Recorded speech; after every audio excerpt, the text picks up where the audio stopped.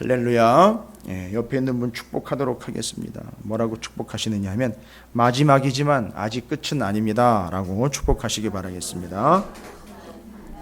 예, 맞습니다. 에스겔서 38장 39장은요 이미 지난 수요일에도 잠깐 요한계시록에 있는 말씀을 나눴습니다만 여러분께서 먼저 이해를 하셔야 되는 것은 사도 요한이 에스겔서를 인용을 하고 에스겔서를 배경을 하고 있다라는 걸 여러분이 잊으셔서는 안 돼요. 그래서 참 좋은 기회거든요. 뭐 다니엘이라든지 에스겔 선지서라든지 이런 본문들을 사도 요한이 요한계시록을 기록을 할 때에 많은 부분, 당연히 또 요한계시록 전체를 보면 구약 성경에 있는 많은 표현들을 인용을 하고 있어요. 그럼 무슨 얘기냐 하면 요한계시록은 어디 하늘에서 뚝 떨어진 그냥 단순한 계시가 아니라 구약 성경에 이미 말씀하신 하나님의 말씀들을 그 계시와 하나님의 뜻과 하나님의 말씀으로 정리를 해가지고선 마지막 때의 상황들과 그 당시 다 나름대로 자기들에겐 마지막 때가 있어요. 그럼 잘 보시면 에스겔서의 이스라엘 백성들은 지금 상황이 마지막 때에 방불하는 상황입니다. 왜냐하면 망했고 포로로 끌려갔고 이게 마지막인 거예요. 아니 명목상으로도 마지막이에요. 남유다가 아시겠지만 사무엘 30년, 세 왕이 통일왕국 120년, 남북으로 나눠져서 200년, 남유다만 150년 갔다가 남유다가 망했어요. 그러니까 그냥 명목상으로 봐도 이건 끝난 거예요. 그러니까 왜 그걸 그렇게 하나님이 인도를 하시느냐? 봐라, 끝이 온다는 거예요. 마지막이 온다는 겁니다. 그때 너희들은 어떤 존재가 되는 것이냐? 이걸 깨닫게 하는 거예요. 그러니까 남유다, 아니 이스라엘에 있어서는 지금 마지막 때가 온 거예요. 그런데 끝은 아니더라는 거죠. 그러니까 이 마지막 때를 그럼 어떻게 살아가야 되느냐? 끝날 때까지, 마지막 상황에서 끝날 때까지 어떻게 살아가야 되느냐? 그 지침을 주는 겁니다. 그러니까 이스라엘 백성들은 지금 마지막 때를 살아가고 있지만 아직 끝이 나지 않은 상황에서 본인들은 어떻게 살아가야 되는지를 에스겔 선지자를 통해서 하나님의 말씀으로 받고 있다는 거죠. 근데 지금 에스겔서만 이렇게 읽어보면 뭐 에스겔서만 읽어도 본문은 이해가 되겠지만 여러분 40장으로 넘어가면 어떤 이야기가 나오느냐면 성전이 회복되는 환상에 대한 이야기가 나와요. 아직 성전이 회복된 건 아닌데 아직 에스겔과 함께 포로로 끌려온 사람들이 70년도 아직 안 보냈어요. 그런데 뭘 미리 보고 있느냐 하면 70년 뒤에 있을 성전의 회복을 보고 있어요. 지금 현재 성전은 무너졌어요. 끝났다고요.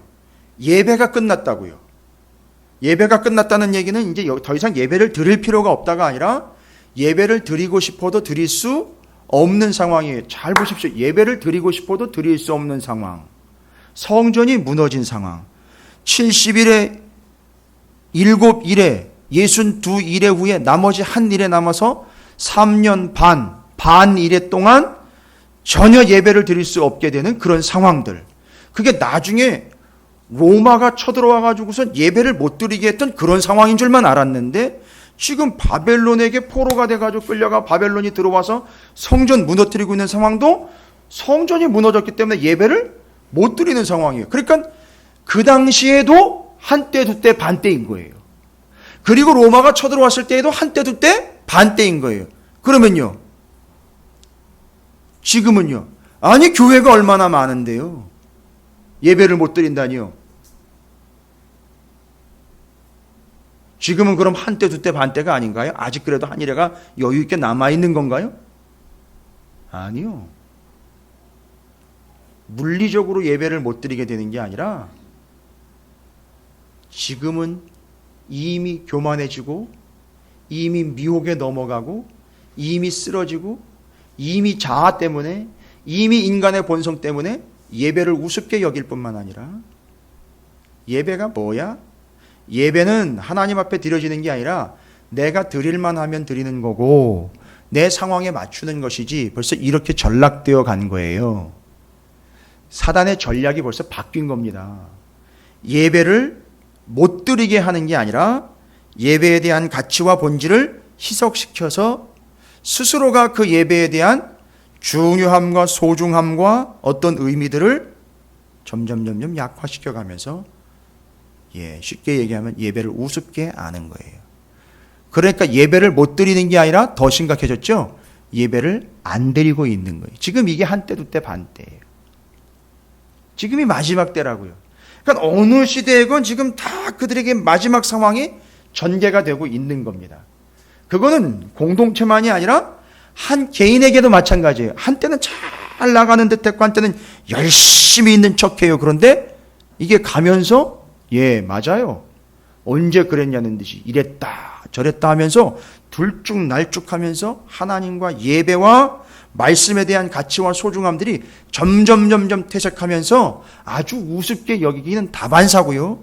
시간 빼먹기는 다반사고요. 상황에 맞춰가지고 그렇지 내 처지에 맞추는 거지 누가 요즘에 하나님한테 맞춰? 이미 끝난 거예요. 그게 마지막 때 상황을 얘기해주고 있는 겁니다. 우리 마음 가운데 혹시 그런 마음이 파고들고 있다면 이미 그분은 마지막이 온 거예요. 오늘날 교회의 마지막이 온 겁니다.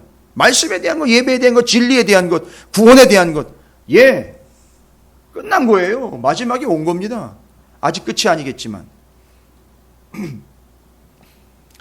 오늘 38장과 39장을 통해서 요한계시록 20장이 여러분에게 더 확실하게 좀 연결이 되어서 그 마지막 때 상황을 좀 예리하게 파악하시길 바랍니다. 이게 설렁설렁 지금 넘어가고 대충 내가 맞추어서 내 상황에 맞춰가지고 신앙생활할 타이밍이 전혀 아닙니다. 지금 마지막 때이기 때문에 우리의 어떠한 것은 전혀 상관하시지 않습니다. 하나님은.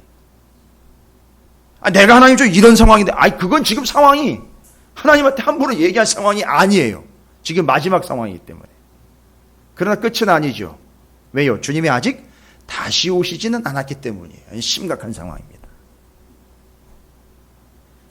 다시 한번 말씀을 드리지만 에스겔서 38장과 39장은 요한계시록 19장과 20장이 다시 한번 연결되지 않으면 이해하기가 힘듭니다. 사도 요한은 에스겔서 38장과 39장을 읽고 물론 에스겔서 전체를 다 읽었어요. 그럼 여러분 요한계시록 20장으로 한번 가보십시오. 이걸 어떻게 이 사도 요한이 정확하게 에스겔서를 읽고 그것을 그 구조 속에서 마지막 때의 이야기를 도미티안 황제의 극심한 핍박 속에서 교회가 숫자가 줄고 교인들이 다 교회를 떠나가고 있고 믿음이 배신되는 행위, 배교되는 행위들이 비일비재하게 이루어지고 있는 그 상황에서 마지막 때를 어떻게 설명을 하고 있는지 보시면 19장, 20장 이미 천년왕국에 대한 얘기 드렸고요. 백보자 심판이 있어요. 백보자 심판. 그 다음에 천년왕국 얘기 나오고 잘 보시죠. 21장을 한번 보세요. 요한계시록 21장. 제가 이렇게 하는 이유가 있어요. 나중에 우리가 요한계시록을 강해를 해야 되기 때문에 여러분에게 미리미리 조금씩 말씀을 드리는 거예요. 익숙해지도록. 생뚱맞지 않도록.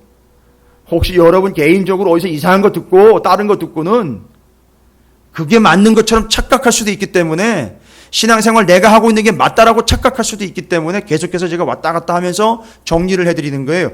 19, 20, 그 다음에 21장 보세요.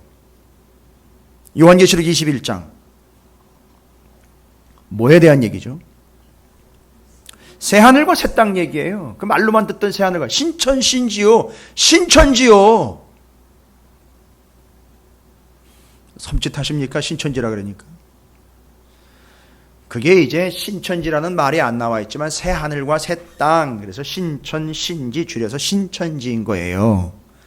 그걸 쟤들이 갖다 쓴 거예요. 근데 성경은 바로 새하늘과 새 땅 얘기를 해요. 여러분 이 새하늘과 새 땅 얘기가 21장입니다. 그럼 20장까지는요. 천년왕국 끝에 그 바로 앞에 보면 11절부터 15절까지 크고 흰 보좌에서 심판을 내리시다. 백보자 심판이에요. 이게 그 말로만 듣던 백보자 심판. 그거 끝나고요. 심판 다 끝나고 뭐가 임하는 거죠? 새 예루살렘 성, 새 하늘과 새 땅이 임하는 거예요. 마지막 때요. 그럼 에스겔서 오늘 말씀 9장으로 가보세요. 에스겔서 39장. 거기 곡과 마곡의 전쟁 나오지요. 그리고 새들이 나와가지고 막 살 뜯어먹고 막 피 빨아먹는 얘기 막 나와요. 여러분 그 요한계시록에 똑같이 나온 얘기예요. 제가 이따 말씀드릴게요. 그리고 여러분 40장을 한번 보세요. 이게 이번 주 금요일 날 우리가 나눌 말씀이지만 40장에 뭔 얘기가 나오는지 아십니까? 새로운 성전 회복되는 거예요. 새 예루살렘. 새로운 성전이 회복되는 거예요. 여러분 눈치채셨어요? 사도 요한이 에스겔을 읽은 겁니까? 에스겔이 사도 요한을 읽은 겁니까? 당연한 걸. 맞아요. 사도 요한이 에스겔서를 읽은 거라고요. 정확하게 읽어가지고 그 구조와 그 틀이 요한계시록 19, 20, 21장에 지금 적어도 다른 건 둘째치고 38, 39, 40장을 보면 19, 20, 21장의 구조와 38, 39, 40의 구조가 같이 가고 있어요. 그러니까 에스겔서를 읽은 거고요. 사도 요한이 그걸 적용을 하고 있는 거예요. 마지막 때에 대한 이야기를 에스겔서의 바로 그 마지막 때에 대한 이야기를 새로운 성전이 세워지기 직전에 어떤 일이 있었고 그걸 에스겔이 어떤 환상으로 받았고 그리고 반모섬에서 자기가 환상으로 받은 이게 마지막 때의 메시지로 주는 거니까 이걸 어떻게 해석을 해내야 되느냐. 에스겔서에 나와 있더라는 거예요. 그래서 그걸 그대로 정확하게 해석을 해낸 거예요. 여러분 읽고 싶은 대로 읽으시면 큰일 납니다. 그리고 그것을 21장엔 새하늘과 새 땅으로 사도 요한이 환상을 받았는데 이 사람은 이제 엄청난 영감을 받은 거예요. 에스겔이 받은 환상과 내가 받은 환상이 같은 거라는 거예요. 그래서 에스겔을 읽어보니까 그게 바로 마지막 때에 대한 이야기인데 지금 내가 받은 환상이 바로 마지막 때에 대한 이야기들이라는 거예요. 와, 이건 놀라운 거구나. 그럼 지금 우리에게 임한 이 마지막 때에 하나님의 말씀이 내게 임한 이 환상이 내게 임한 이것이 어떻게 해석이 되고 어떤 의미인가 이걸 이제 이야기해야 되는 거예요. 그리고 이제 곡과 마곡의 전쟁이 나와 있는 거죠. 곡과 마곡의 전쟁은 이미 제가 지난 수요일 날 말씀드린 것처럼 천년 왕국의 마지막 부분에 어떤 일이 발생이 되느냐 하면 여러분이 20장, 요한계시록 20장을 한번 보십시오. 이걸 먼저 좀 제가 해석을 해드릴게요. 왜냐하면 에스겔서를 보고 이걸 이해했기 때문에 이걸 이해하시면 에스겔서를 이해하는 데 도움이 되니까 거기 뭐라고 나와 있느냐 하면 20장 7절에 보십시오. 천년이 참회라고 나와 있어요. 천년이 참회. 사탄이 그의 옥에서 놓여라고 나와 있습니다. 이 천년이 찼다라는 것은 시간이 일정한 시간이 되었다라는 의미도 있지만 의미상으로는 어느 정도 무르익은 거예요. 뭐가 무르익었을까? 20장 3절을 보십시오. 20장 3절을 보면 요한계시록 20장 3절을 보면 무저갱에 던져 넣어 잠그고 그 위에 인봉하여 천년이 차도록 다시는 만국을 미혹하지 못하게 하는 뭐를요? 사탄을요. 그럼 사탄은 천년 내내 꼼짝도 못하고 움직여서는 안 되는 건 아닙니까? 가뒀으면은요. 여러분 이걸 완벽하게 차단으로 보시면 안 돼요. 이건 여러분께서 이미 아시겠지만 여러분 욥기 한번 떠올려 보십시오. 사단이 정신없이 세상을 싸돌아다니다가 그 사단한테는 싸돌아다닌다는 게 맞는 거예요. 그렇게 싸돌아다니다가 하나님이 너무 흐뭇해가지고 너 봤니? 누구? 욥 봤니? 잘못 이해하시면 욕 봤다, 욕 봤니 이게 아니라 욥 봤냐? 예, 봤는데요. 야, 그 믿음 그 신실하지 않냐? 하나님 너무 마음이 좋으니까 얘기를 했어요. 그러니까 사탄이 뭐라 그래요? 예? 아니, 하나님이 그만하게 채워줬으니까 그거에 대한 반응으로 지금 저 사람이 저렇게 반응을 보이고 잘해주니까 잘하는 거지요. 하니까 하나님이 괜히 열받아서가 아니라 그래? 그러면 그 욥의 믿음이 어떤 믿음인지 한번 보여주마. 증명해주마. 하면서 하는 얘기가 있어요. 네가 무슨 방법과 무슨 수단으로 욥을 괴롭히든지 그건 상관이 없다. 그러나 뭐는 건들지 말아라. 생명은 건들지 말아라. 무슨 얘기예요? 여러분이 단순하게 죽이지 말라는 얘기로 하면 좀 심각해집니다. 생명이라는 게 뭘 의미하는지를 그냥 이게 숨을 이야기하는 거냐 이거예요. 동방의 의인 욥입니다. 그러면 그는 자신의 의가 아닌 하나님을 믿는 믿음으로 얻은 의로 인하여 이미 그 사람은 뭐를 받은 거죠? 구원을 받은. 여러분 이거 염두에 두세요. 십자가는 예수 그리스도와 십자가는 이미 창세 이전부터 섰어요. 근데 그게 역사에 이렇게 눈으로 볼 수 있게 드러난 게 지금부터 2000년 전에 드러난 거지, 이미 창세 이전부터 예수님이 함께 계셨다 그랬잖아요.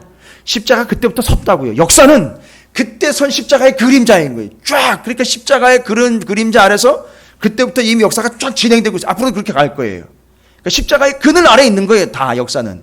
이해가 되십니까?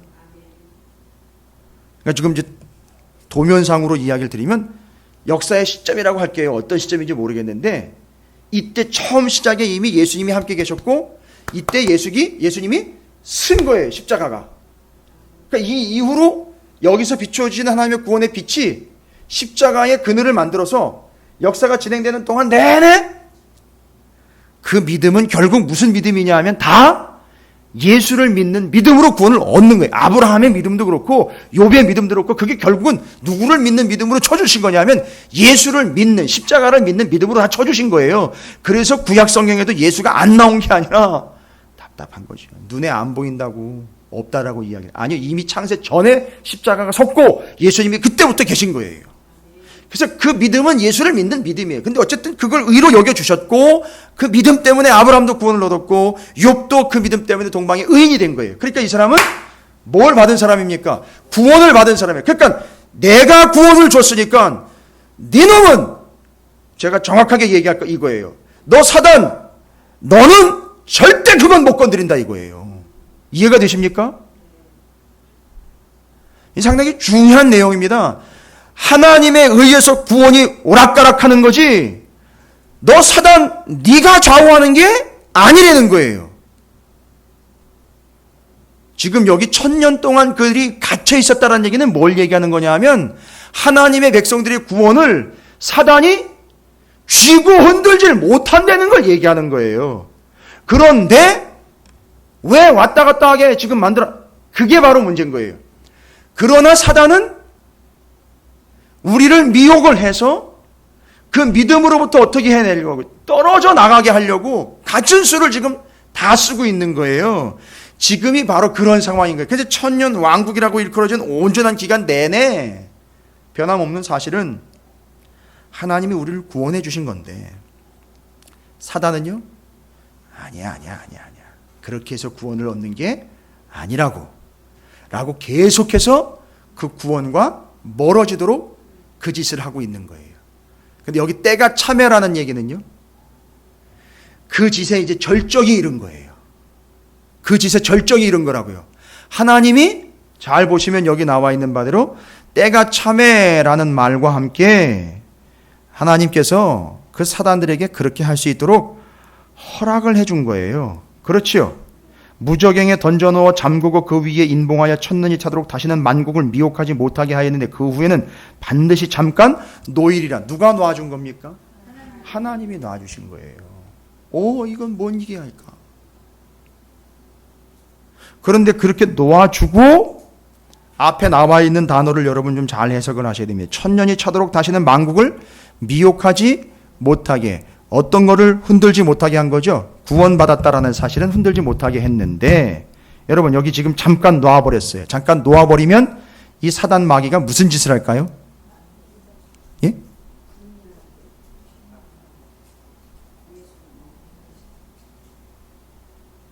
앞에 나와 있는 단어를 근거로 해서 설명을 한번 해보시면 미혹하지 못하게 하였었는데 그 후에는 풀려납니다. 하나님이 허락을 해요. 여기는 이제 잠깐 풀려났다는 건 하나님이 허락했다는 얘기예요. 그러니까 그 허락받은 사탄이 무슨 짓을 한다는 얘기죠? 미혹하는 거예요. 때가 찼다라는 이야기가 뭘 얘기하는 건가? 이제 잘 들어보십시오. 때가 찼는데 여러분 미혹은요, 누구를 미혹할까요? 예? 누구를 미혹을 할까요? 하나님을 믿음으로 구원에 대한 확신이 있고 믿음을 가진 사람들을 미혹하지 믿음 없는 사람들은 미혹도 안 해요. 섭섭하게 듣지 마세요. 사탄이 건드리는 거는요, 그나마 믿음이 있는 사람들 건드려요. 여기 나와 있는 바들은 미혹은요 아무나 받는 게 아니에요. 믿음이 있어가지고 때가 참회라는 단어가 가지고 있는 건 뭐예요? 그전에는요, 믿음을 가진 사람들이 그 수만큼 차지 않았던 거예요. 이제 충분하게 믿음을 가진 사람들이 계속 늘어나고 있었던 거예요. 그때 마지막 순간에 사단에게 허락을 해요. 한번 미혹해봐. 누구처럼요? 욥처럼 그렇게 한번 미혹을 해봐. 봤더니만 많은 믿음을 가진 사람들이 늘어났습니다. 전 세계가. 물론 믿음 없는 사람들도 수두룩해요. 그런데 믿음 가진 사람들을 미혹을 합니다. 넘어뜨리고 쓰러뜨리려고 잠깐 허락해준 사이에, 잠깐이라는 말은 시간적으로 짧은 시간을 이야기하는 게 아니라 어느 정도라고 이해하시면 돼요. 어느 정도 허락했더니만 이 사탄들이 누구에게 찝쩍거리느냐 하면 믿음 가진 사람들한테 찝쩍거리는 거예요. 그래가지고 그 사람들을 미혹해가지고 어떻게 하려고요? 넘어뜨리려고요. 근데 그걸 하나님이 허락했대요. 여러분, 이것도 무언 의도일까요? 하나님이 그걸 허락했대요. 미혹하도록 허락했대요. 자, 그러면 마지막 때에 두 가지 현상이 발생됩니다. 지난주 38장 이야기할 때 제가 말씀드렸죠. 그 천년 왕국이라고 불려지고 있는 온전한 역사, 하나님이 다스리신 역사의 말엽에 무슨 일이 일어난다 그랬죠? 이 사단들이 하는 짓이잖아요. 믿는 사람들은 미혹을 하고, 그 다음에 38장 기억나세요? 지난주에 뭐에 대해서 이야기를 했는지요? 곡과 마곡. 원래는 곡이 마곡의 왕의 이름이에요. 근데 그걸 나중에 곡과 마곡으로 했어요. 그래서 지명으로 이야기를 하고. 그러니까 그게 누구고 어디인지는 중요하지 않습니다만, 그 곡과 마곡의 특징이 뭐냐 하면, 그렇지요. 하나님을 대적하는 자들이에요. 하나님을 대적하는 자들이란 말입니다. 근데 그 하나님을 대적하는 자들이 요한계시록에 보면요, 얼마나 많이 모였느냐면 바다에 모래와 같이 많이 모인다라고 얘기를 해요. 여러분, 이 바다에 모래와 같이 많은 이야기는 창세기 22장이에요. 내가 네 후손들을 하늘의 별과 같이 바다 위에 모래와 같이 많게 하겠다. 그러니까 이 곡과 마곡을 이끌어서 중심이 돼가지고 하나님을 대적하려고 모이는 요 인간들이 아니구나. 이 나쁜 이 존재들은 그걸 갖다가 넘어뜨리는 거예요. 그러니까 하나님이 뭐 바닷가의 모래처럼 뭐 네 후손들을, 믿음의 후손들을 많게 한다고? 봐. 오히려 누가 바다의 모래와 같이 많아? 하나님을 대적하는 자. 그러니까 너 거기 끼지 말고, 거기 어디요? 창세기 22장에 나와 있는 그 믿음의 후손의 바다의 모래 거기 끼지 말고 여기 하나님의 대적 바다의 모래에 껴라고 미혹하는 거라고요. 이게 마지막 때의 두 가지 현상인데, 첫 번째, 그 숫자로 밀고 들어가면서 마치 옛날 중공군 인해전술처럼 무수하게 많은 바다의 모래와 같은 그런 대적자들이 모여있으니까 다 이리 와, 지금 흐름이 이거야 라고 미혹을 해가지고선 누구를 대적하게 만든다고요? 하나님을 대적하게 만들어서 그 중심에 누가 서 있습니까? 곡과 마곡이 있어요. 그걸 누가 이끌어내냐면 사단이 이끌어냈어요. 그리고 개개인 사람들은 다 어떻게 해요? 미혹한단 말이에요. 미혹해서 뭐에서 넘어지게, 믿음에서 넘어져서 어디로 들어가게 만들어버리죠. 그 곡과 마곡의 대적자의 무리로 끌려 들어가게 만들어 버린단 말이에요. 이게 마지막 때에 있는 얘기예요. 그러니까 여러분, 우리가 이제 바로 정신을 차려야 되는 게 이제 이거예요. 마지막 때에 믿음 있는 사람들은요, 편안하게 사는 게 아니라고요. 마지막 때에 신실한 사람들은 절대 편안하게 못 살아요. 그래서 제가 누누이 여러 번 말씀드리는 건데, 요즘 세상 살아가면서 신앙생활 편하게 하는 사람들 심각한 거예요. 지금 마귀 새끼가 건들지 않고 있다는 얘기예요. 뭔 얘기예요? 때가 안 찬 게 아니라, 잘 보세요. 지금은 때가 됐어요. 뭐가 안 찬 겁니까? 그 사람 믿음이 안 찬 거예요. 아무도 안 건드린다고요. 그걸 하나님 축복이라고 자기가 그렇게 믿고 살아가고 있어요. 어떤 어려움도, 어떤 시험도, 어떤 미혹도, 어떤 고통도 없이 살아가는 게 하나님의 축복이라고 그따위로 신앙생활을 오도를 하고 있단 말이에요. 그래가지고 무조건 복 받으라고 얘기를 하고, 복 받으라고 얘기를 하고, 고통과 아픔 당하는 건 정말로 그건 수치스러운 일이라고 자꾸 얘기를 한단 말이에요. 물론 자기가 잘못해서 당할 수도 있어요. 그건 누구도 얘기 못해요. 그건 당해야 돼요. 그러나 하나님의 마지막 때에는 사단에게 허락을 했어요. 욥처럼 건드려봐. 그럼 하나님 장난하시는 겁니까 지금? 가만 내버려둬도 정말 신앙생활하기 힘든 판인데 너무너무 힘들게 하고 그게 겹겹이 산중으로 만들어버리면 신앙생활을 어떻게 하라고요? 이게 하나님의 뜻이 있는 거예요. 뜻이 있는 겁니다. 이게 마지막 때예요. 하나님이 그걸 허락하셨어요. 그럼 하나님 뭔가 의도가 있는 거예요. 믿음 생활 열심히 잘하는데요. 계속해서 고통이 와요. 여러분이 고통당하면 김 목사가 기도 열심히 해서 그런 줄 아세요. 교회 옮길 생각하지 마시고요.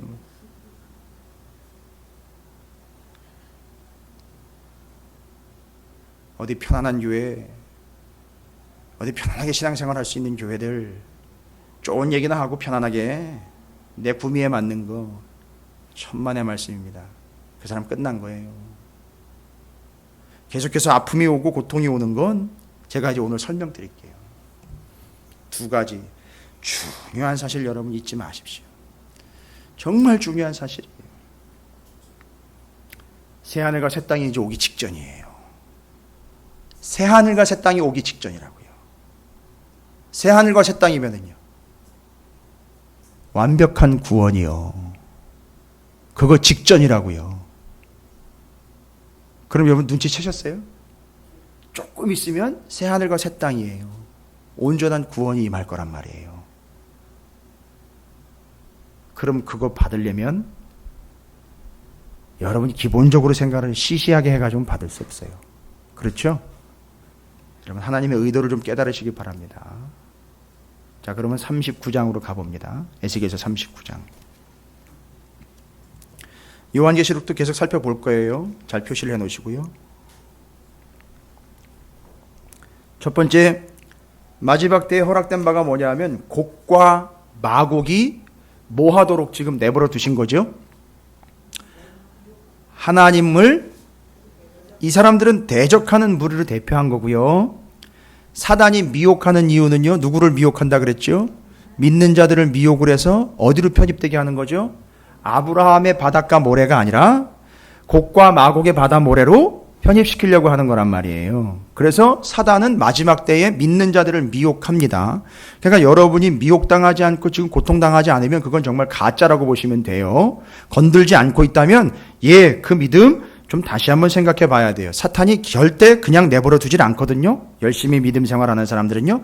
그러니까 그게 고통이 아픔이요, 다 믿음 생활을 제대로 하고 있다는 얘기예요. 그럼 그거 은혜로 받으시면 돼요. 왜 그러느냐 제가 설명을 드릴게요. 39장에 보면, 자, 그러므로 인자여 너는 고객에게 예언하여 이르기를 주 여호와께서 이같이 말씀하시되 로스와 메섹과 두발 왕 고가 내가 너를 대적하여 너를 돌이켜 이끌고 북쪽 끝에서부터 나와서 이스라엘 산 위에 이르러 내 활을 쳐서 내 왼손에서 떨어뜨리고 내 화살을 내 오른손에서 떨어뜨리니 너와 내 모든 무리와 너와 함께 있는 백성이 다 이스라엘 산 위에 엎드러져 내가 너를 각종 사나운 새와 들짐승에게 넘겨 먹게 하리니. 오, 무서운 얘기가 하나 나왔는데 누가 등장을 하느냐 하면 새와 들짐승이 등장을 합니다.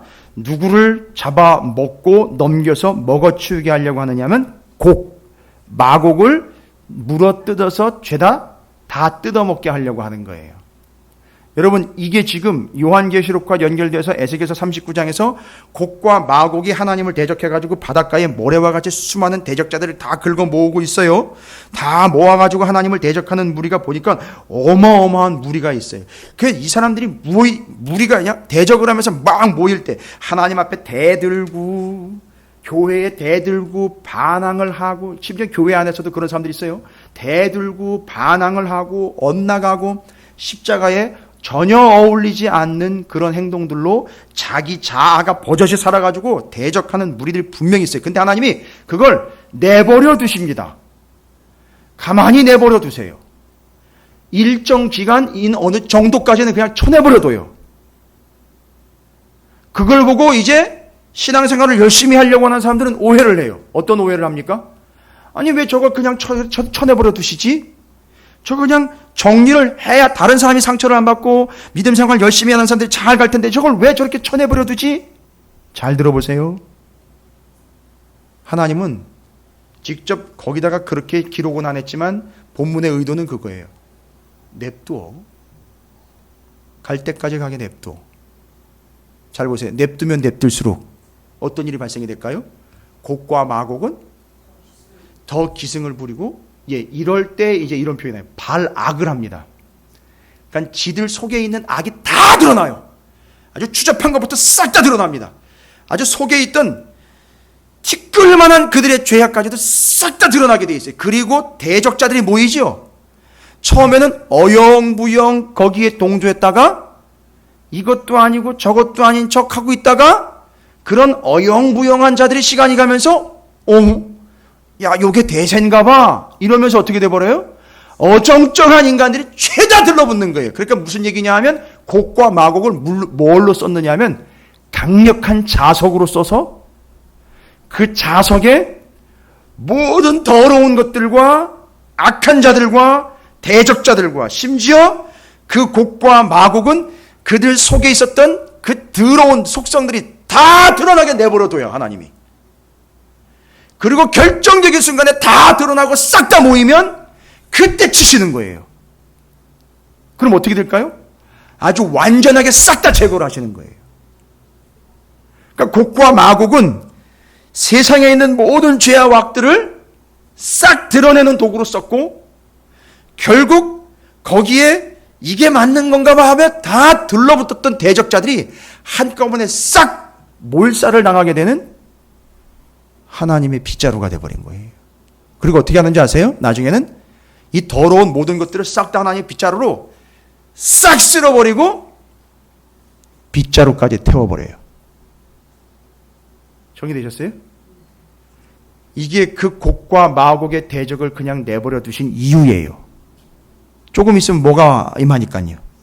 새 하늘과 새 땅, 새 예루살렘 성전이 다시 세워질 거거든요. 그러니까 그걸 싹 정리하는 거예요. 그 악한 것들을 죄다 정리하도록 발악을 하게 놔둬요. 악이 다 나오도록 그냥 쳐내버려 둔다고요. 여러분, 제가 여러분에게 일일이 잔소리 안 하는 이유가 있어요. 그건 제가 건들 게 아니에요. 여러분이 잘못하시면 제가 일일이 다 잔소리해가지고 고칠 수도 있지만 그렇게 하면 다 안 나와요.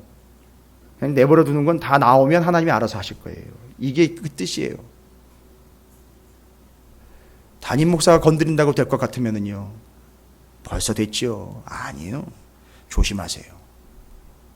정말 조심해야 됩니다. 하나님이 그냥 내버려 두는 데는 다 이유가 있는 거예요. 이게 마지막 때예요. 그러니까 그런 현상으로 가고 있는 거예요. 그러니까 다 드러났어요. 싹 다 드러났습니다. 그리고 그걸 죄다 청소를 합니다, 하나님이. 그때 등장한 게 뭐냐 하면 사나운 새와 들짐승이에요. 그게 여러분 한 번 기록된 게 아니라 39장에 두 번이나 기록이 되어 있어요. 39장 4절, 39장 17절, 18절 보세요. 그 뒤로 주 여호와께서 이같이 39장 17절에 말씀하셨느니라. 너 인자여, 너는 각종 새와 들의 각종 짐승에게 이르기를 너는 모여오라. 내가 너희를 위한 잔치 곧 이스라엘 산 위에 예비한 큰 잔치로 너희는 사방에서 모여 뭘 먹어라? 살을 뜯어먹고 피를 마셔라. 이게 지금 누구한테 얘기하는 건지 아세요? 이스라엘 백성들에게 얘기한 게 아니고 그 대적자들 곡과 마곡에게 들러붙어가지고 그 악한 게 다 드러났고 대적자들이 싹 다 모여있는 거기에 그 들짐승, 사나운 새와 들짐승들을 죄다 모은 거예요. 그래가지고 어떻게 하라냐면 여기 모여있으니까 이제 다 드러났으니까 죄다 뜯어먹어라, 이 얘기인 거예요. 여러분, 동물의 왕국 같은 거 보셨습니까? 그때 그 짐승이 다 뜯어먹어, 독수리나 이 새들이 와가지고 짐승들이, 날짐승과 들짐승들이 다 뜯어먹고 난 다음에 아주 깨끗하게 뼈만 남아있는 그런 상황들 여러분 보신 적이 있으시죠? 마치 그것처럼 이 악한 것들을 죄다 뜯어먹으려는 거예요. 지금 그거 얘기하는 거예요. 여러분, 이건 비참한 얘기입니다. 아주 무서운 얘기예요. 무시무시한 얘기입니다. 그리고 너희가 용사의 살을 먹으면, 그 용사가 누구예요? 대적한다고 칼 들고 창 들고 나대던 그 존재들에게 그 살을 먹고 세상 왕들의 피를 마시기를 바산의 살찐 짐승 곧 순양이나 어린 양이나 염소나 숫송아지를 잡아가지고 먹는 것처럼 그렇게 먹으려는 거예요. 다 뜯어먹으려는 거예요. 싹 다. 죄다 뜯어먹으려는 거예요. 내가 너희를 위하여 예비한 잔치 기름을 너희가 배불리 먹으며 그 피를 취하도록 마시되 내 상에서 말과 기병과 용사와 모든 군사를 배부르게 먹일지니라 하라. 주 여호와의 말씀이니라. 하나님이 그 대적자들을 죄다 뜯어먹으라고 해요. 근데 이게 에스겔서 39장에 나와 있는 이 사나운 짐승과 새들이 죄다 뜯어먹는 걸 요한계시록에서 그대로 인용을 했단 말이에요. 19장 보십시오. 19장 요한계시록 19장 17절 18절입니다.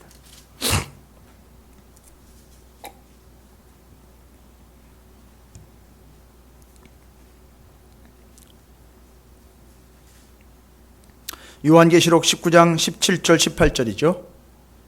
그러니까 지금 에스겔서에 나와 있는 새와 들짐승들이 뜯어먹게 만든 곡과 마곡이 그 짓을 하도록 내버려뒀다가 대적자들 죄다 모여가지고 한꺼번에 싹 악을 정리하시는 그 시스템이 요한계시록에도 그대로 사도 요한에 의해서 마지막 때에 새와 들짐승들 이야기로 다시 거기다 기록이 되어 있어요.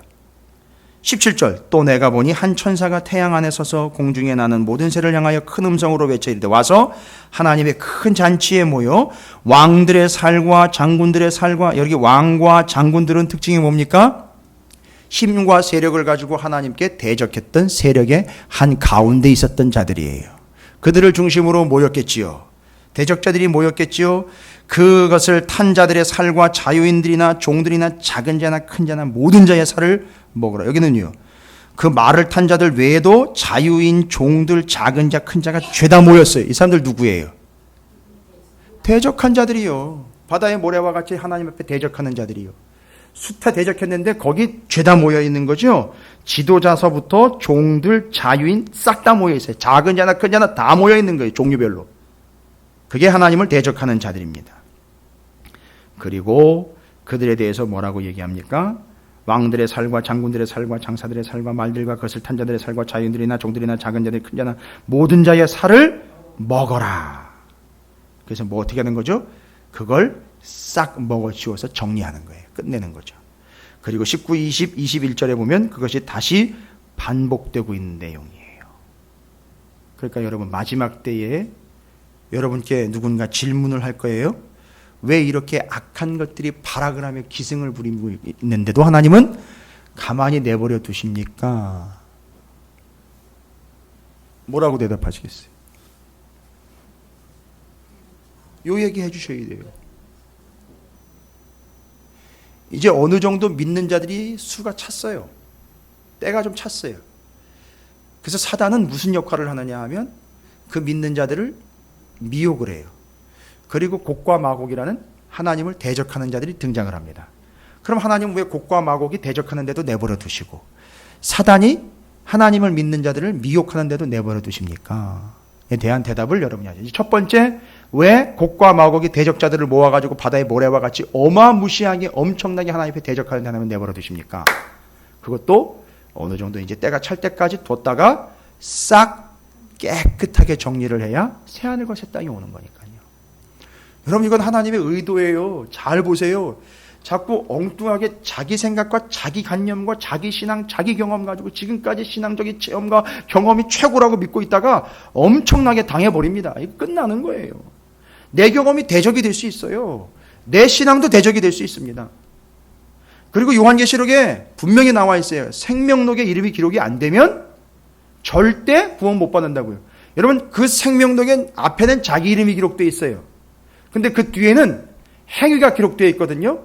행위가 기록되어 있다고요. 그런데 그 행위는 어떤 행위냐면 잘한 행위가 아니에요. 여기서 또 우리가 오류에 빠져요. 이름은 자기 이름이 기록되어 있어요. 구원받을 자 누구 이름이 기록되어 있는데 그 뒤에 행위록이 기록되어 있는데 가만히 보니까 이게 자기가 한 행위가 아니에요. 눈 씻고 쳐다봐도 자기가 한 행위는 하나도 없고 다 예수님이 하신 것만 기록이 되어 있어요. 그럼 이게 접수가 되세요? 평생 살아가면서 제일 잘한, 최고로 잘한 자기 행위가 한 줄이라도 기록되는 순간 그 사람은 멸망당하는 거예요. 좀 센가요? 아니요, 정확한 거예요. 아무리 내가 잘했다라고 인생에서, 내 인생에서 최고로 선한 일이고 최고로 잘한 일이라고 거기다가 한 줄 기록하는 순간 그 사람은 멸망으로 떨어지는 거예요. 왜요? 구원은 내가 어떻게 하면 아무런 영향을 미치지 못하기 때문에 그렇습니다. 근데 그게 끼어 들어가는 순간 끝나는 거예요, 그 사람은. 근데 뒤에 보니까 예수 그리스도께서 내게 어떻게 하셨는지만 다 기록이 되어 있어요. 그것 때문에 구원을 얻고 내 이름이 거기 기록된 거란 말이에요. 이게 마지막 때 여러분 장난 아닙니다. 신앙생활 우리가 설렁설렁 지금 하고 있을 그럴 타이밍이 아닙니다, 여러분. 엄청나게 긴장감 가운데 떨면서 두려움으로 신앙생활 하셔야 돼요.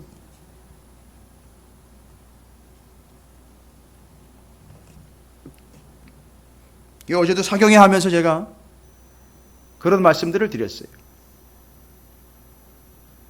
지방에 이제 새로 이렇게 만나는 분들이지만 상당히 열정적으로 공부를 하시더라고요.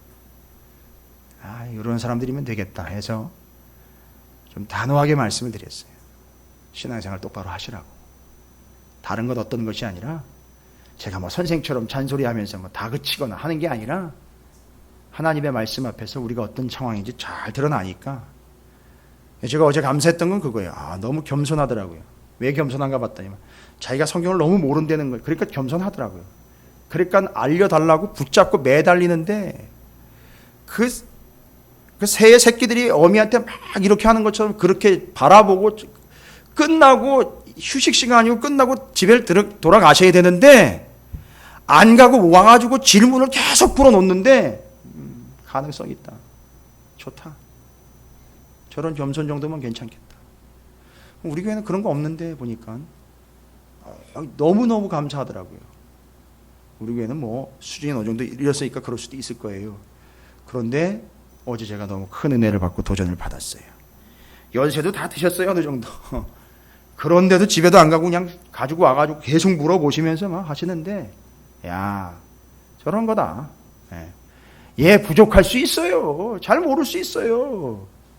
그러다 조금 안다고 아는 거 가지고 재고 아는 거 가지고 교만한 것보단 차라리 모르는 척 겸손하게 하나씩 알아가는 게 낫겠죠. 제가 거기서 분명히 선이 거졌어요. 너무 감사하더라고요. 여러분, 바로 이 시대에 마지막 때에는 대적하는 곡과 마곡과 같은 그 세력들이 하나님을 계속 대적합니다. 그러나 하나님은 그걸 내버려 두셔요. 어느 정도는. 그리고 다 드러나면 그걸 싹 청소하고 새하늘과 새 땅, 새 예루살렘 성, 새로운 성전이 등장할 수 있도록 정리를 하시는 거예요. 그리고 한 가지 더 한다 그랬죠. 사단이 믿는 자들을 미혹한다 그랬어요. 그러니까 사단이 믿는 자들을 계속 건드려요. 계속 건든다고요. 너무너무 힘들어요. 근데 그걸 하나님 어떻게 하신 겁니까? 허락하셨단 말이에요. 욥에게 그걸 허락하신 것처럼 하나님 우리에게도 그걸 허락하셨단 말이에요. 마지막 때를 살아가는 믿음 좋은 사람들이요, 믿음 있는 사람들을 사단이 가가지고 건들게 허락했단 말이에요. 힘드시죠? 어제는 물어보니까 아주 그냥 이구동성으로 그냥 그러던데 여러분들은 별로 힘이 안 드신가 봐요. 힘들게 해요. 믿음 있는 자는 귀신같이 알아요. 정말 귀신들이요. 그래가지고 그 믿음 있는 자들을 계속 공격을 한다고요. 미혹을 한다고요. 정말 힘들어요. 정말 죽기 살기로 지금 살아가야 되는 상황을 만들어낸단 말이에요. 진짜 신앙생활 하는 게 힘들어요. 믿음 지켜내는 게 너무너무 힘들다고요. 입에서 그게 터져 나와요. 너무너무 힘들다고요. 여러분, 근데 그 사람들 특징이 뭔지 아세요? 그렇게 계속 공격을 받으면 여기서 이제 믿음 포기해야 되는가 이랬는데 사단이 미혹을 하면서 계속 들쑤셔대고 치고 받고 하는데 거기서 이 사람이요, 어떤 은혜가 임하게 되느냐? 이게 하나님이 노리신 거예요. 이게 하나님이 계획하신 거예요. 사단이 미혹하면서 계속 건드리니까 믿음이 있는 사람들, 그 사단도 정신 못 차리는 거죠. 그러니까 그게 멍청한 놈인 거예요. 그게 믿음 있는 사람을 계속 건드리니까 믿음 있는 사람이 사단이 건드리는 걸 어떻게 받아들이는지 아세요? 이 나쁜 사단 이라는 게 아니라 내가 나쁜 놈이었구나. 무슨 얘기인지 아시겠어요? 내 안에 있는 죄가 계속 드러나는 거예요. 이건 아니지. 어떻게 나 같은 게, 어떻게 이런 나를 하나님 구원해 주셨나? 이게 계속 드러나는 거예요. 그러니까 이 사람은 하나님이 허락을 하셔서 사단이 공격하는 걸 통해서 어떤 결과로 나가느냐 하면 죽을 수밖에 없는 내가, 이런 죄의 덩어리가 나 같은 게 뭔 은혜를 받는다고, 나 같은 죄인이 감히 어떻게 하나님 앞에, 이런 고백이 나오는 거예요. 그리고는 그걸 다 하나님 앞에 쏟아냅니다. 여러분, 곡과 마곡을 통해서 이 땅에 모든 죄악을 싹 쓸어내고 새하늘 새 땅 임하게 하려고 하는 하나님의 의도처럼 나를 어떻게 하시려고 하는 거예요? 깨끗하고 온전하고 새 창조를 이루시기 위해서, 잘 보세요. 사단이 그렇게 할 때 하나님이 어찌 하시지 못하여 쳐내버려 두신 것이 아니라 사단에게 허락을 해서 그 사람을 트레이닝하는 도구로 쓰신 거예요. 그래서 지금 사단은 하나님의 손 아래 있지, 하나님이 사단이 어떤 짓을 해도 벌벌 떨면서 그걸 컨트롤 못하시는 무능력한 하나님이 아니라는 거예요. 이게 마지막 때에 우리가 깨닫는 하나님입니다. 그리고 그 공격을 통해서 우리가 우리의 죄를 계속 폭로당해서 그 뒤에 뭐가 온다고요? 새 하늘과 새 땅에 들어가야지요. 새로운 성전에 돌아가야지요. 그걸 위해서 나를 온전케 하시고 이 땅의 죄악을 싹 소멸하시기 위한 하나님의 계획이 곡과 마곡의 대적을 허락하시고, 믿는 자들의 숫자가 차서 때가 돼가지고 사단이 그 믿는 자들을 미혹하여 믿는 자들이 되려 자신 속에 있는 죄악을 다 끄집어내서 하나님 앞에 다 드러내어 겸손하게 하나님 앞에 깨끗하게 되는 새 창조를 경험하는 자들로 거듭나고, 여러분 분명히 제가 지난번에 말씀드렸죠. 하나님이 그 땅을 회복하시고 하나님이 그의 명예를 회복하신다 그랬죠. 잘 보세요. 이게 같이 가요. 그 땅, 오늘도 39장에 분명히 나왔어요. 그 땅을 깨끗하게 한다 그랬어요. 어떻게 함으로? 곡과 마곡 그 들러붙었던 대적자들을 싹 쓸어내서 땅을 깨끗하게 하고 하나님을 믿는 자들을 그 사단의 괴계 속에서 결국은 구원받는 자가 되게 함으로 그를 구원한 게 누구라는 거죠? 하나님이라는 하나님의 명예가 회복되는 거예요. 이게 이렇게 가는 겁니다. 여러분 진짜 회복이 뭔지 아십니까? 39장 1절부터 20절까지는 그래서 곡과 마곡 대적자들 싹 쓸어내 땅을 회복합니다. 그 다음에는요 21절부터 29절까지는요 하나님을 믿는 자들을 회복해내는 거예요. 이스라엘을 회복한다는 얘기거든요. 근데 회복의 내용을 보세요. 우리가 지금까지 오해하고 착각하고 있는 거예요. 회복된다 그러면 뭔가 좀 상황과 내 금전적인 것과 내 사업이라든지 내 처지, 건강, 내 자녀들 문제, 직장 문제 뭐 이런 게 회복되는 건 줄 알고 있었는데 그게 아니라 뭐가 회복되는지 잘 보십시오. 21절에 내가 그 위에 나타난 권능을 보게 하리니 뭐예요? 볼 걸 제대로 보는 게 회복되는 거예요. 하나님을 제대로 보는 거예요. 봐야 될 걸 보는 거예요. 똑바로 보는 겁니다. 시력이 회복되는 거예요. 영적인 안목이 회복되는 겁니다. 22절에는요 회복되면은요 다른 거 없습니다. 하나님인 줄 제대로 알아먹는 거예요. 누가 하나님이신지 하나님이 어떤 하나님인지를 알아먹는 게 회복된 겁니다. 뒤로 넘어가 보면요 25절에는요 회복의 본질이에요. 뭐예요? 회복은 돌아오는 겁니다. 하나님 앞에 돌아오는 거예요. 다른 거 없어요. 하나님 앞에 돌아오는 겁니다. 26절을 보십시오. 이스라엘과 그 사단의 유혹과 미혹 속에서도 회복된 자들의 특징이 뭡니까? 부끄러움을 품고 뭐예요? 사단이 계속 찔러댔잖아요. 죽을 것 같았는데 정말 나는 죽을 수밖에 없는 죄인이라는 부끄러움이 생긴 거예요. 그러다 보니까 그 고통 속에서요. 그래서 부끄러움을 품고 내게 범한 죄를 뉘우치리니 이게 회복인 거예요. 여러분 진짜 회복입니다. 부끄러운 줄 알고 하나님 앞에 회개하며 그 죄를 뉘우치는 거예요. 이게 진짜 회복인 겁니다. 여러분 이게 부끄러운 줄 알라 그러면 참 기분 나쁜 소리로 들리잖아요. 우리는. 근데 성경이 분명히 나와 있어요. 그게 회복된 사람들 특징인 거예요. 부끄러운 걸 아는 거예요. 사단이 계속 공격을 했는데 알고 봤더니만 너무 힘든 게 아니라 그래 내가 죄인이지 하는 게 드러나면서 그걸 부끄럽게 여기고 범한 죄를 뉘우치는 게 진짜 회복인 겁니다.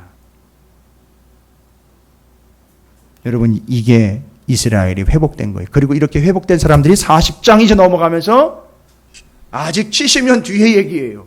성전 아직 세워지지도 않았는데 거기 들어간다는 얘기예요. 거기 출입하는 자가 될 거라는 거예요. 요한계시록 21장에 새 하늘과 새 땅 새 예루살렘에서 내려오면 거기 들락날락할 수 있는 자가 된다는 거예요. 같은 구조로 가고 있어요. 이거 잘 정리하시기 바랍니다. 그러니까 마지막 때에는 두 가지 현상이 있다는 거 절대 잊지 마십시오. 여러분 혼란스러워하시면 안 돼요. 미혹되지도 마세요. 두 가지 현상입니다. 첫 번째, 곡과 마곡을 통해서 하나님을 대적하는 무리가 일어나게 되어 있어요. 그거 내버려 두십니다. 직전, 예루살렘 성 들어가고 성전 들어가기 직전에 싹 쓸어내십니다. 그 다음에는요, 어느 정도 믿는 자들이 숫자가 늘어나면 믿는 자들을 누가 미혹을 하죠? 사단이 미혹합니다. 그걸 하나님이 내버려 두신다 그랬어요. 왜일까요? 내버려 두면 욥을 기억하세요. 그렇게 그 고통을 당하여 그렇게 당하고 또 당하고 당했는데 나중에 욥이 고백하는 게 뭡니까? 하나님이 어떤 분인지를 알게 된 거예요. 그리고 자신이 그 하나님의 구원을 받은 존재라는 걸 깨닫게 된 거예요. 여러분 이게 결과예요. 그래서 하나님이 그렇게 가기 위해서 사단들이 미혹하게 내버려 두신 겁니다. 그리고 결국 그 결과는 땅에서 대적자들을 쓸어내고 악을 몰아내고 내게서는요 악의 요소들을 다 몰아내고 이 땅에 새하늘과 새 땅이 임하고 나는 바로 거기 들어갈 만한 자격을 갖춘 구원받은 자가 된다라는 게 마지막 때에 일어날 일들이에요. 여러분 마지막 때를 이 말씀에 근거해서 끝까지 그 믿음으로 하나님의 그 어떠함, 하나님의 어떠하심에 집중하시면서 마지막 때를 살아가시는 여러분, 절대 대적자들에게 동조하지 마시고 어떤 아픔과 어떤 어려움, 어떤 고통 속에서 있을지라도 그 아픔과 고통을 해결하는 게 관건이 아니라 그 속에서 내 안에 있는 눈꽃만큼의 모든 죄악된 요소들도 하나님이 뭐 하기를 원하신다? 빼내기를 원하신다라는 사실. 그걸 잊지 마시고 내가 믿음이 없으면 이런 것도 안 당하지. 그러나 이런 어려운 일을 당하고 있는 이유는 내게 그래도 일말에 믿음이라는 것이 있나 보다 하여 하나님 앞에 나 같은 죄인을 사랑하신 하나님 감사합니다. 내 안에 어떤 죄악도 용납하지 않고 다 몰아낼 때까지 하나님은 사단의 미혹을 허락하실 거예요. 여러분 현명하게 생각하시고 판단하셔서 마지막 때를 그렇게 지혜롭게 말씀에 근거해서 살아가시는 여러분 모두가 되시기를 주님의 이름으로 축복합니다.